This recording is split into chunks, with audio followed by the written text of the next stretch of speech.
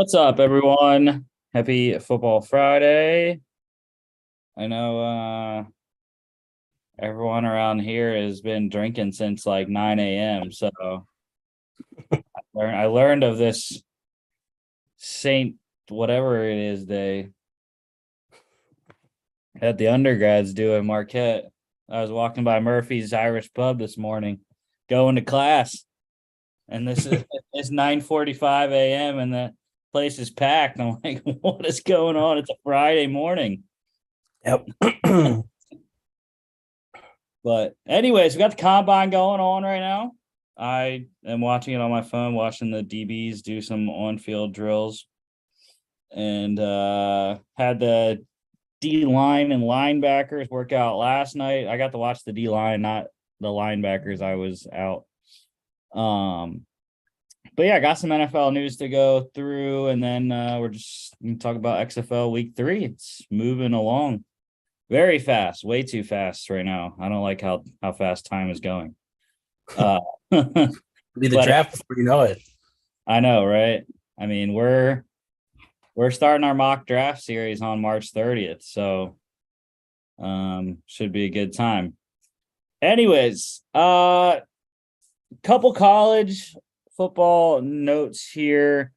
Former TCU head coach and Texas assistant Gary Patterson stepping away from his role as special assistant under Steve Sarkisian there at Texas.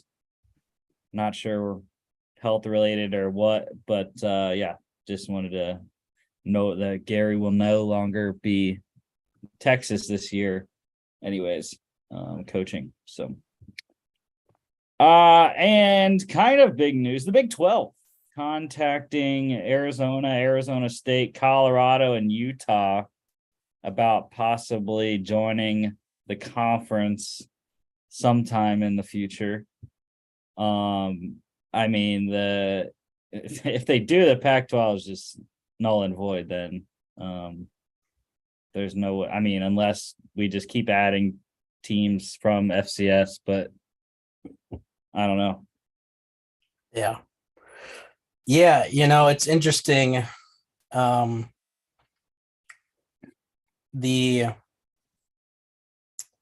Pac-12 has been kind of waiting it out. They've been kind of silent on a lot of this. They seem to be kind of just willing to let things play out.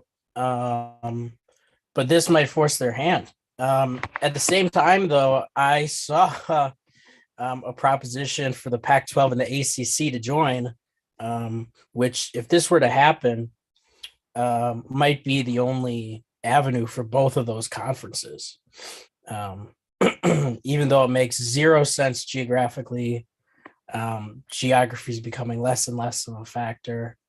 But yeah, I don't know. It's such an interesting. I love talking about conference realignment stuff and different aspects of that. So it's definitely interesting. Yeah, I did hear about Florida State having issues, apparently wanting out of the ACC because they can make a lot more money elsewhere, which everybody can if you go to the SEC or the Big Ten. But yeah, I think Colorado is going to become a commodity if they don't agree to join the Big 12. I think everyone is going to want a piece of Colorado soon with Dion there, especially after the first season, which I think they will do a lot better than what a lot of other people think. A lot of other people, at least what I've heard anyways, is that they don't think Dion's impact in year one is going to be as great as it was at Jackson State. But I do. I think it's going to be very impactful. I mean, no other team, I think, apart from like ASU, has really added as much talent than the Buffaloes have. So I think they'll be competitive. I think they'll be a competitive team and be able to compete in pretty much any game they face this year. Yeah, I think bowl berth and then ceiling of 7 or even 8 wins this year. Mm-hmm. Colorado. I mean, I didn't look at the schedule, but yeah. Anyways, NFL wise, We were saddened yesterday to hear the passing of former Panthers owner and founder of the Panthers, Jerry Richardson, passing away at age 86 yesterday. Wasn't a good exit from his ownership with the Panthers, but still very revered in the Carolinas, and again bringing that team to Charlotte there, and giving Ron Rivera his first coaching opportunity, which I know he was very appreciative of when he was interviewed on the Combine coverage NFL Network yesterday. So, yeah. How about the Cardinals? Ian Rappaport reported yesterday talking about the Bears trading one, which everyone's been talking about since the season ended. But now we're hearing that the Cardinals could be open to trading 3, which could possibly set up a 1-2-3 quarterback scenario, which we have only had, I think, twice in NFL history. So that's interesting. Yeah. One very recently though, so maybe that's a trend to look out for. Yeah, the Cardinals, I would just think, like they would want to get their number one guy, whether that be Will Anderson or Jalen Carter. I don't know. Yeah. Yeah, it's definitely interesting. One of the aspects that I love about Combine Week is that this is really when the smoke really starts just really bubbling up, because you get all those important people in one city with the media as well, all there. Stuff starts coming out. And I think next week will be really interesting as the media kind of takes the weekend to gather their stories. I think you're going to hear a lot of breaking news next weekend. But yeah, this is an interesting one, kind of for the reasons you said. I don't know if I agree with it, especially because, they need pass rushers. They just do. They need D linemen. So whoever you think can do that better out of Carter and Anderson, I think you stay there and do it. But at the same time, analytical wisdom tells you that you're likely able to get more value if you trade down and pick up some extra picks. It's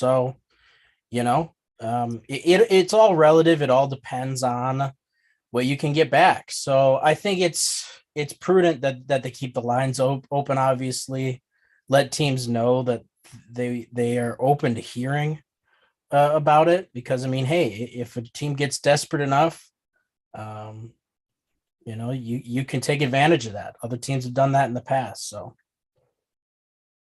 yeah, and it'd be interesting if that scenario came to play, because you would think that would have to happen after the Bears had already traded out of one, possibly multiple times, like I've been hearing, where they trade to 2 with the Texans and then trade to 4, 7, or 9 with the Colts, Raiders, and Panthers.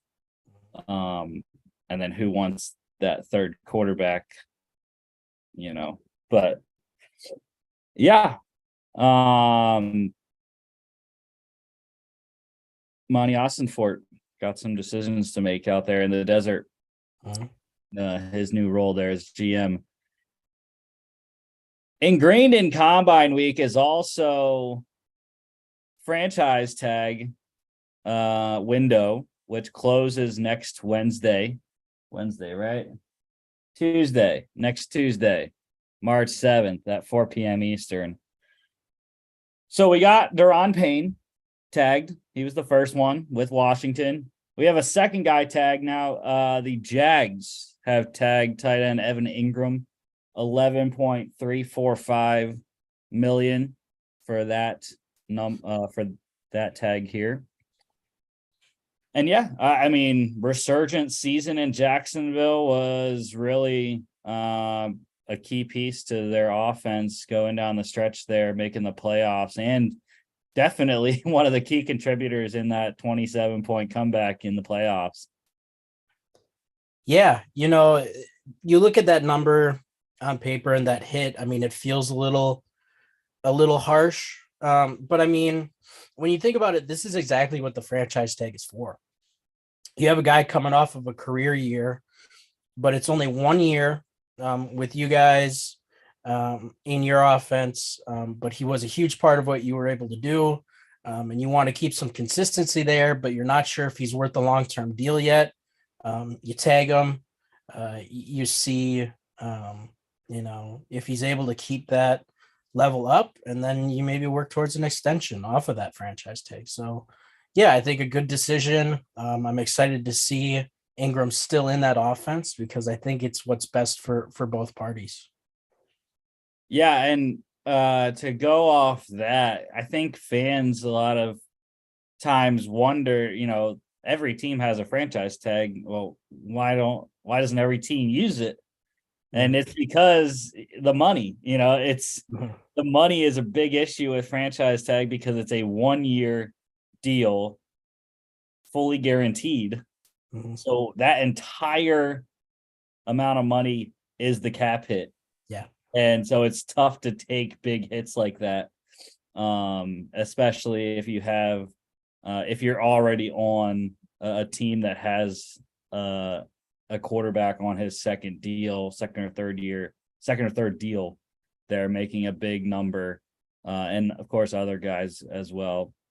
So yeah, that's why for those that don't know, that's why not every team uses the tag every year.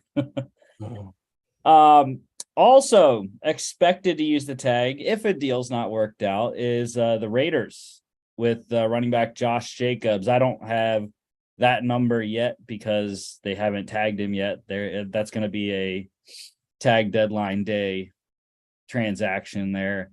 But yeah, Josh Jacobs will be staying in Vegas, whether that's on the tag or a long-term deal, if they can get something worked out by next week. That one's interesting. Running backs getting tagged are always. Yeah, I don't know how to feel about that. And I'm even kind of on the side of where, if you can get a guy who's pretty dynamic, it's kind of worth it. I've been a big defender of the Aaron Jones contract, even though a lot of Packers fans haven't, because he's more than just a running back. He's incredibly efficient. He's a plus in the passing game. But I don't know if it makes sense for the Raiders and where they're at, unless they are still planning to maybe make a push for a Rodgers or another vet quarterback. I feel like it's better to try and save some money, put some money towards maybe a little bit more valuable positions and try to hit some guys in the mid rounds. But yeah.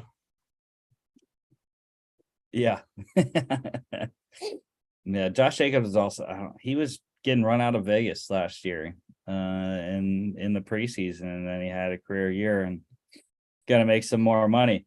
I was just kind of chuckling because Mike McDaniel is in the booth right now, and it's like he walked right off the set of Top Gun.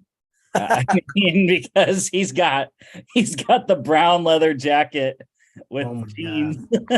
That's amazing, dude. I love Mike McDaniel, man. He's such a great football personality. It's so great to have him in the league. Just being his goofy self. It's amazing. Yeah, it's crazy. And it's a good day to have him on. The Dolphins need safety. They need some safety help and secondary overall. So he'll be watching intently with all those guys doing the on-field. Combine. Let's move into the combine news. So a couple more guys not going to work out, or one that will, actually. Ohio State's wide receiver Jackson Smith and Jigba didn't play barely at all this year with the injuries, but he will do everything. I believe wide receivers are the last day. on Sunday. I think. I don't remember. Anyways, but he will do everything except the 40. So kind of makes sense. He was a hamstring guy, right? That was his issue. Yeah. I couldn't remember. Yeah, I don't know. It's kind of tough to explain away based on an injury if you're doing all the other, workouts. Because I mean, you could hurt your hammy doing the long jump or something like that, the broad jump. Or no, tomorrow. Tomorrow, QBs, wide receivers, tight ends are all tomorrow. Okay. Nice. But yeah, I mean, a lot has been made about JSN's long speed. That might be why he maybe has his agent telling him, "Hey, look, it can only hurt you really if you don't expect to exceed expectations." Because even if he runs like a 4.6, which some people speculated could be possible, then it's just going to end up confirming everybody's priors. And if you run higher than that, you can only hurt yourself. So, I mean, look, from a logistical, tactical standpoint, I think probably best for him. You'd like to see maybe, a guy, just do the whole thing. But yeah, I mean, like you said, it could still be the hammy too. We've seen, some guys pull that on the 40 and maybe kind of hinders the rest of their process. So, yeah. I mean, I think it's fine. You're always going to get a better time at your pro day, anyways, with the hand times. So that's also something that probably took into account with that. But yeah, even if he doesn't have the deep speed, I don't take. It depends what kind of receiver he is. Possession guy, you don't need that for fast time. So, anyways, guy that won't be working out tomorrow, Utah tight end Dalton Kincaid has a back injury, so he will not do anything other than the measurements, physical interviews. Which kind of sucks because, as far as I know, all the other guys will be working out. Michael Mayer, Darnell Washington, and the other top tight ends, Luke Musgrave. So, Kincaid's going to lose a little bit of ground to those guys when there's not a clear number one tight end right now. Yeah, that's tough. And I think people expected him to test pretty well, just with what he's able to do in the receiving game. His body control in game is pretty insane, how he's able to make catches and adjust. So that usually kind of tells you that this guy's pretty athletic if at that size he's able to move the way he can. So you wonder if some teams are just like, look, we'd love to have the numbers in front of us. Hopefully we get them at a pro day. But the athleticism's on tape. And if you're drafting a guy like Kincaid, you kind of know what you're getting in him, kind of that pure receiving tight end guy. So yeah, I don't know if it will affect his draft stock too much, but I think it's a good point you make in that the tight end class is really good, but I think it's also the most wide range of people saying, who's number one, who's number two. You look at the people's different tight end rankings, and they're so vastly different. So yeah, I think it's the same as the receivers. So receivers, I haven't seen a consensus number one either, but I think at the worst, if he isn't able to work out here and at his pro day, I mean, I think at the worst, he's gonna go in the second round still. Yeah, based off what his tape looks like and production at Utah. So, all right, day one winners. Yesterday we had the D line and linebackers working out. My first guy I'm going to the Big Ten. And a guy that our friend Colin Schultz, who's an Iowa Hawkeye alum, said, he doesn't understand why this guy has been getting all the hype he has. But I am going to go with Lucas Van Ness for my first guy, first winner from yesterday. Moved very well in the positional drills, 4.58 40, 1.64 10, which I love having Daniel Jeremiah on there. He every time we go for the 40s, he was saying, what the 10 limit is there. So I think for D line, he was saying 1.72 for the edge rushers on the 10-yard split there. So got way under that. He was okay in the vert, 31. Not the greatest, but not terrible either. And then 9-10 broad.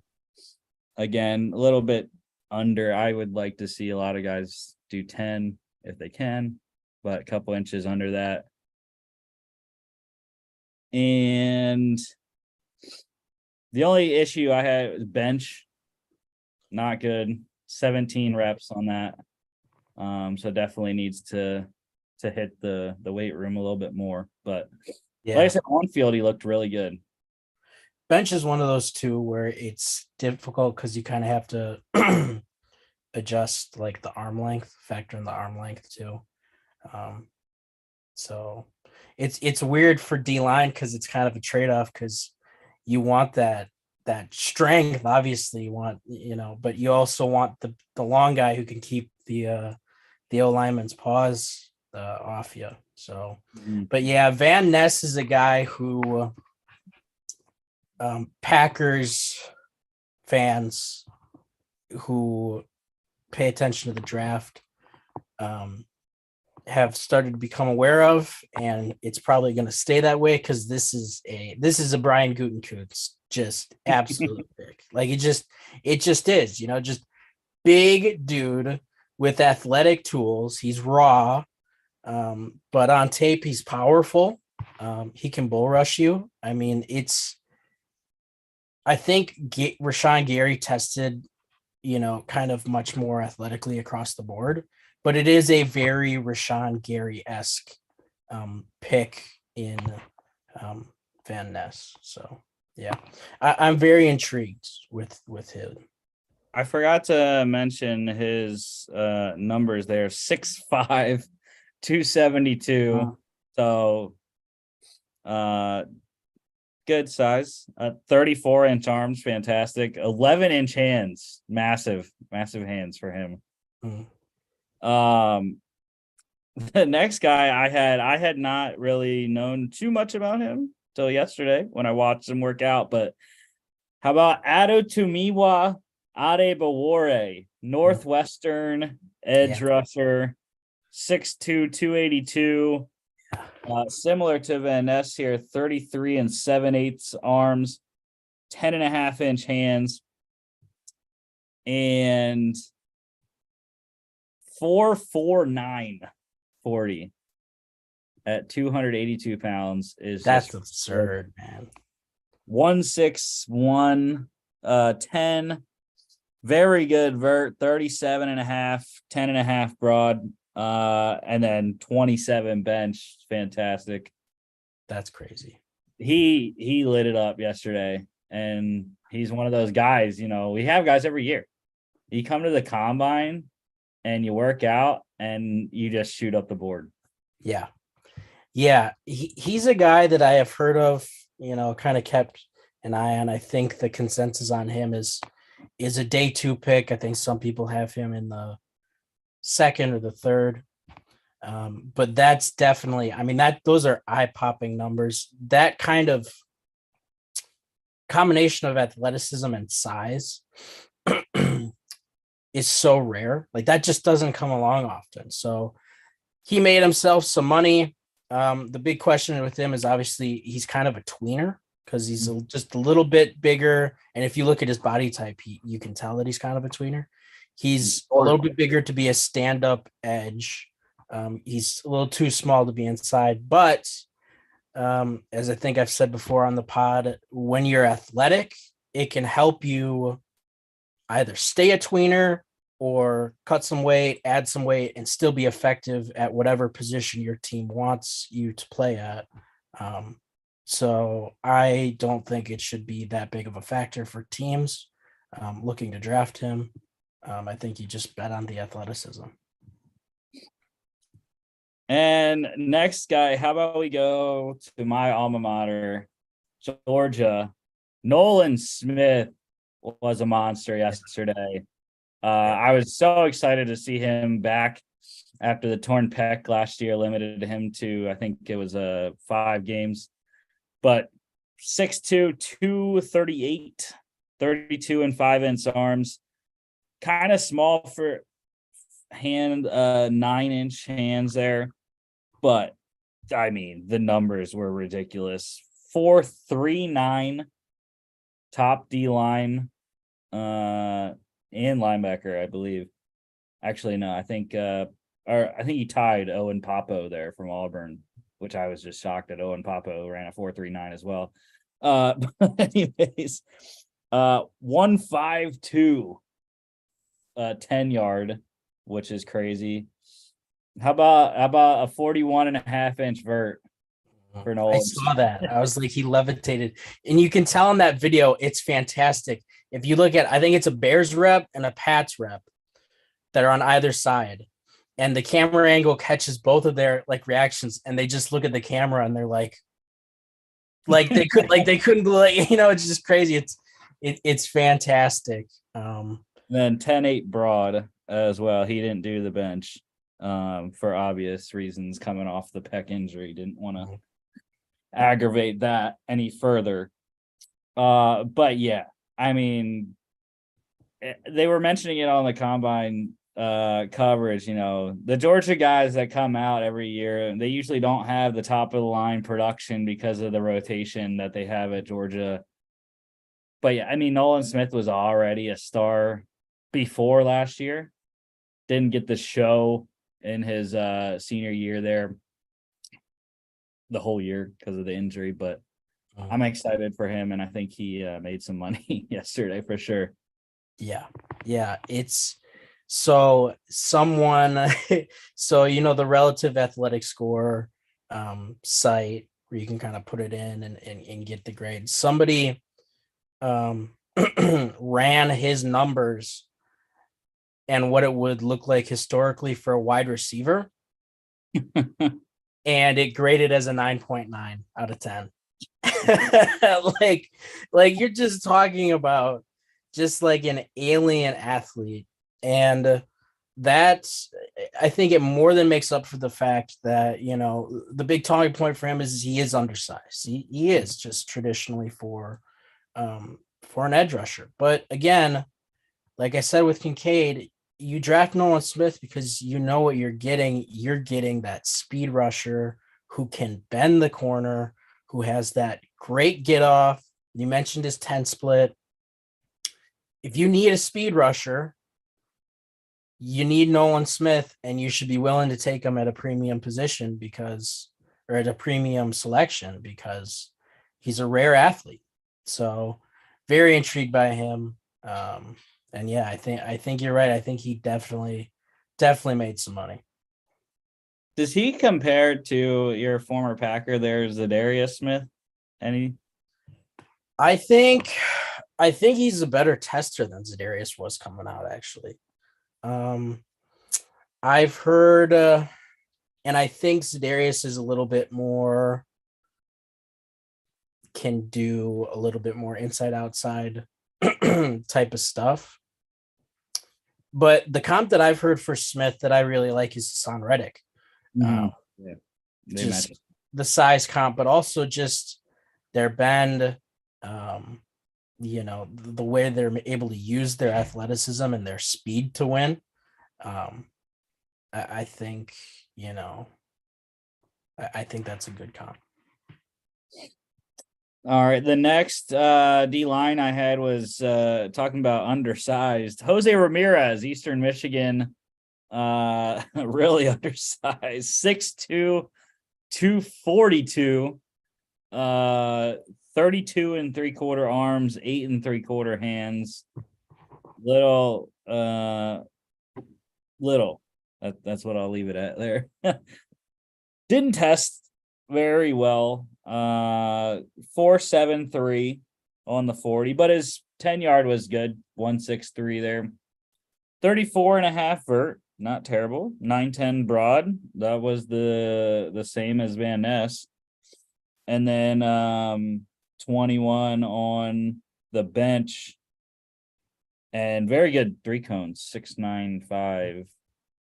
So change of direction, good for Jose Ramirez.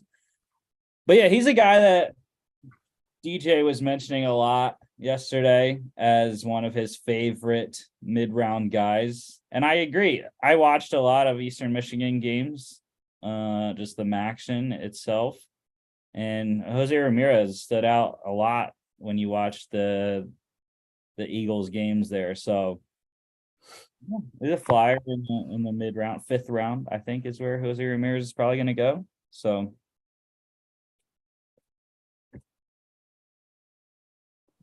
is that a little too deep dive? I am somewhat familiar with Jose Ramirez, but my only thought is, hey, he pans out. We're talking about D-line U being Eastern Michigan between him and Max Crosby. Yeah, for sure. And then we're gonna stick with the undersized portion here. If I can find him. Oh, because I'm on defensive ends. There we go. D tackles here. Pitt, Kalijah Cansey. 6'1", 281, 30 and 5/8 arms, 9 and 1/8 hands. I mean, 4.67 D tackle, 40 time, 1.64 split. He didn't do any other testing. I mean, they're just Aaron Donald. That's what everyone's been saying. I mean, I'd have to watch more film on him, but I can see why based off the numbers. It feels like low-hanging fruit, right? Because it's like why? Because he went to Pitt, because and he's kind of the size or whatever. But yeah, I mean, it's kind of crazy. I saw a video of how they do like the simulcast where they show multiple guys running the 40, and they did him and Aaron Donald. Aaron Donald ended up running a faster time, but up until like the last 5 yards, they were literally morphed into the same dude. Yeah. Like literally they were step for step for each other. You couldn't distinguish who was, they were literally in the same. It was crazy. I do think that from what I've heard, he does have a little bit of that in his game, and you do need it kind of at his size. Like you said, he played IDL, but he's kind of undersized for that. But I mean, he's got some really quick twitch in his game. Some really good get off. And I think that's just becoming more and more important in the league, because teams realize that like the way these offenses are operated, the ball's getting out so quick. So you need to collapse the pocket as fast as you can. And some of that requires a little bit of quick twitch. Maybe some lighter guys in the middle, but some guys who can generate some pressure with their speed. So I think there's definitely going to be a market for his services in the first. It's just, what team's going to take that risk, because he's certainly not going to meet every team's thresholds for that position. So yeah. Yeah, I have seen him mocked to the Eagles in a couple of different spots, but I mean, it's whatever. It's fine. Pat Narduzzi coaches up good defensive players. So last one I have, going back to Iowa, doing Hawkeye bookends here. And every year there's a Big Ten linebacker that I fall in love with. during the season. And then usually the guys that I like during the season end up being the same guys that I like when it comes to the combine and pro day season. And this guy, Jack Campbell out of Iowa, 6'5", 249, 31 7/8 arms, 10 and a quarter hands. He was slow. He was the second slowest linebacker in terms of 40, 4.65. The 10 wasn't bad though, 159. And that's what you saw throughout the rest of his testing. His short area quickness and change of direction was 99th percentile. He led every other category in testing in terms of those 3-cone 20-yard shuttle and whatnot. But 37.5-inch vert, so pretty good. 10.8 broad, that's fine. And like I said, 3-cone 6.74 and 20-yard short shuttle 4.24. And yeah, like I said, he led everyone in. He was third in the vert for linebackers, second in the broad, first in the 3-cone, and I believe first in the 20-yard shuttle as well. So yeah, not a guy that has a lot of speed, but long speed anyways. The short area burst is where you find Jack Campbell, and he's not a coverage guy, but he's an old school Iowa linebacker. Yeah, this is a throwback kind of player, dude. When I saw this was the last guy that we didn't touch on that I was gonna mention, and I should have known that you were gonna mention him because this has been your Big Ten dude. Because I haven't looked a whole lot through the combine testing yet. I was figuring, I was like, you know what, I'll just let it all come in, and then Sunday I'll look at it. But from what I've seen on my feed and things like that, I saw his measurements come in, and I was like, Jesus, dude, he's literally a tank, like in the middle of the field. Like if you want like a big tank who's going to reset O-linemen in the run game, and just be able to come downhill, that's your dude. And like, there's still, even though the trend has been towards these kind of lighter boxes and these, these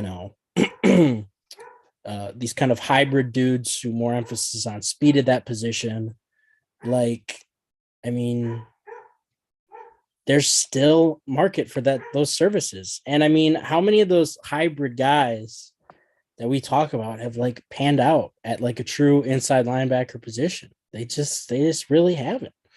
So, right. And by hybrid, I mean more of, Micah Parsons 1 of 1, but I mean more of your safety DB linebacker hybrid, not your DL linebacker hybrid.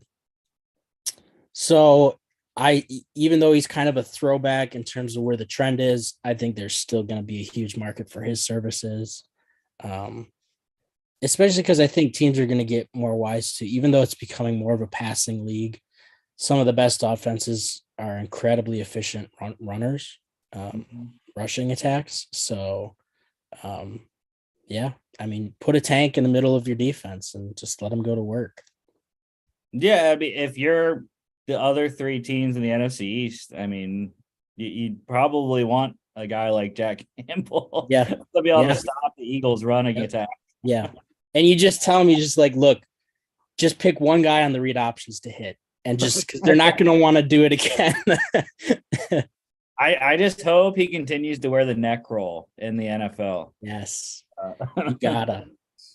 And I hope he goes to a team like that, like one of those NFC East or like the Patriots or something, where you're just like, yeah, this is what football is meant to be. To be the second coming of Teddy Bruschi there in New England. Mm-hmm. That's it for me. Did you have any other guys? I didn't. I'm pretty sure we hit everyone that I can think of. I'm trying to think through. I mean, Will Anderson Jr. ran a 4.6 yesterday. I wasn't able to watch the linebackers. Even though he was in that second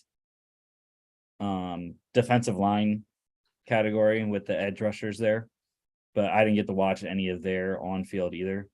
So yeah, I think Will Anderson is just, he's like, he could test, like he could show up hungover probably and it wouldn't matter that much. It'd be like the difference between going third or fourth. But yeah, I'm trying to think. I think Brisset did better than I expected him to do, if I remember right. I think he ran better than I. I was gonna write down Brian Brisset, but I didn't. He was okay. But he just like was right under my winner threshold of the day. Yeah, and I wouldn't necessarily say he was a winner, but I think he did better than I think expected. So I think you can chalk that up as a win for him at least.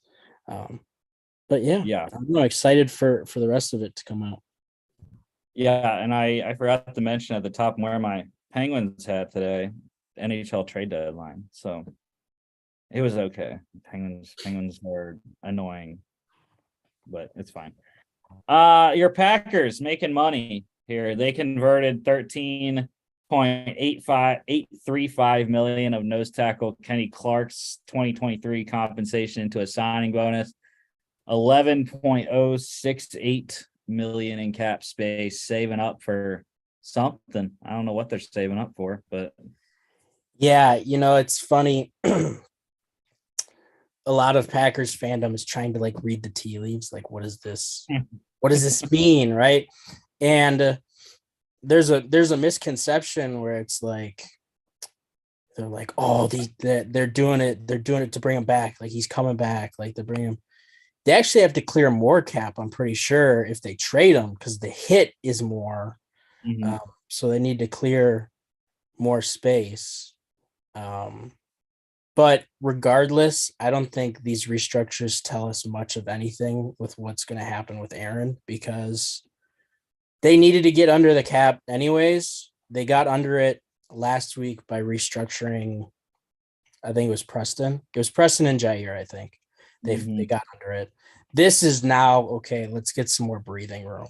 Like, it's like they still need to be able to breathe a little bit. So I don't think you can read too much into it. I'd expect Bakhtiari to be next probably in the next couple days. And yeah. A couple other teams making space. The Bucks, they are expected to release tight end Cam Brate. A lot of the releases are kind of like planned releases where they're not getting released right now. They're getting released at the start of free agency. So, one guy that did get released, though, I believe today, was center Justin Britt with the Texans. That saves them $3 million on the cap. Texans don't really need money necessarily right now. I think they have some, but trading Brandon Cooks would also help them out on the cap. But yeah, Justin Britt, pretty veteran center there. Nice move to get him into free agency early. All right, brother, man, I'm going to hop off. All right. I'll see you next week. You leave it at the worst time. The game previews, man. Sorry, man. All right. XFL pick standings. Mark is 7-0.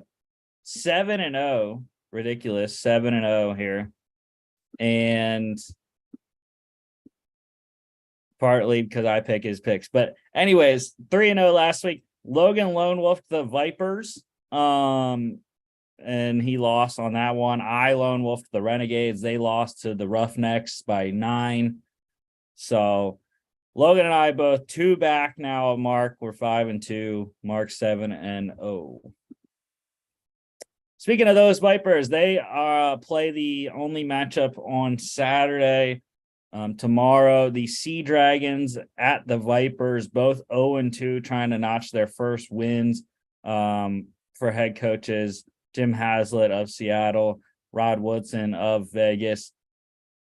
Sea Dragons on the road, they are getting 3.5 points, and we're all going with Seattle. I think Ben DiNucci in that offense has played very well. They played a tough defense in DC and St. Louis, I believe, was their other game. Yeah, last Thursday. So Vipers have been a pretty decent defense as well, but I just don't think the Vipers offense has what it takes to beat this Seattle team.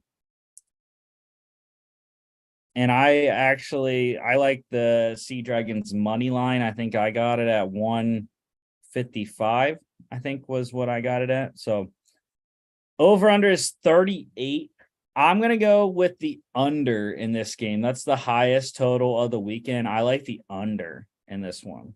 7 p.m. FX and ESPN Plus tomorrow.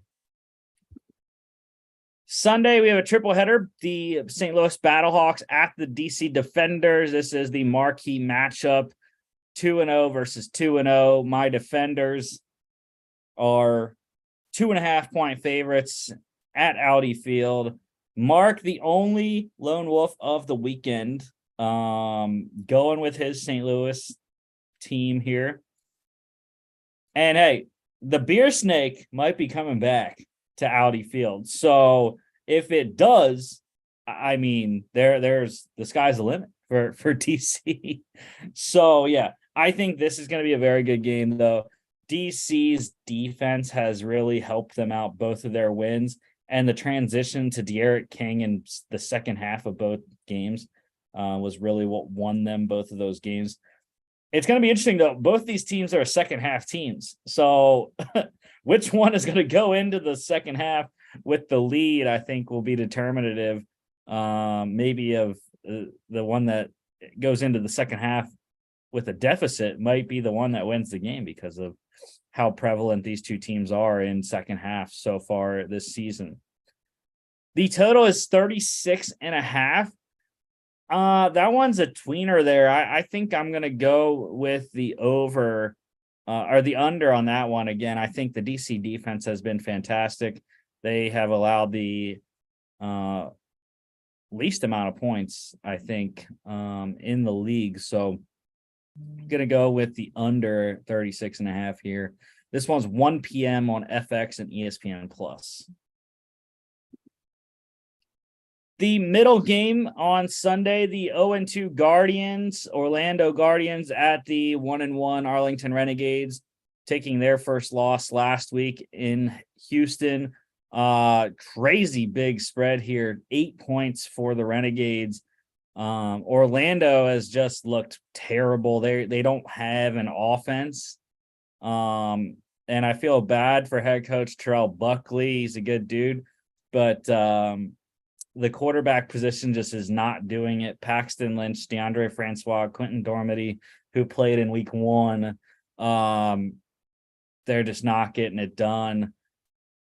Even though they do have some skill position players, Eli Rogers at wide receiver and Cody Latimer has really been a star at tight end for them, but their defense has given up a lot of points. The offense isn't scoring a lot of points, and that's a recipe to lose games. So I'm going with the Renegades. I stayed away from this in my weekly XFL parlay because I didn't like the spread and I didn't really know what to think of for the total. So, and the money line is outrageous to put a money line in on a -8 favorite there. So I'm going to over under is 37, I should say. And again, I didn't really know for that. So what I would suggest for the total here is probably stick with the over, just because, like I said, the Orlando defense has given up a lot of points. I believe 64, maybe 64 over the first 2 weeks. definitely the worst defense in the league. So yeah, I'm going to, in terms of points scored anyways. So I'm going to go with the over 37 there. 4 p.m. FX and ESPN Plus. Last game of the weekend, it's the another Texas showdown here. The Brahmas coming off their first win for Hines Ward's crew last week at the Houston Roughnecks, 2-0, 4.5-point favorites at home once again for Houston.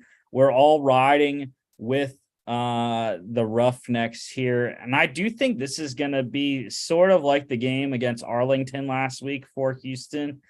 They're going to pull away at the end, and I think San Antonio should give them a decent game behind quarterback Jack Cohn, who played well last week, really well, 3 touchdowns, 0 interceptions. And Brandon Silvers, it's going to be a good quarterback matchup. I think the defense for Houston really changes this game, though. Total is 36. I'm going with the over. I think Houston has scored a lot of points. They're in their 2 games, 33 and 24, respectively, I believe, was their 2-point totals over the first 2 games. So I like them to score at least what they scored last week in 24. And then you're looking to get 13 from the Brahmas. I think that's very doable. So yeah, give me the Roughnecks and the over. 8 p.m. ESPN 2 and ESPN Plus. Prime time there. Next week we'll be back talking XFL week 4. We'll also we won't be talking combine because we'll be talking the rest of the combine on Monday there. But we'll have all the XFL game previews for XFL week 4, along with all the college football and NFL news. We'll talk franchise tag, deadline, and all the guys that got tagged between Monday and Friday there, with the deadline falling on Tuesday. As always, don't forget to follow us on all our social media at FAA Podcast on Instagram and Twitter. FAA_bets is our betting account on Twitter. And then FAApodcast.com is our website. You can check us out here on YouTube, Facebook, Spotify.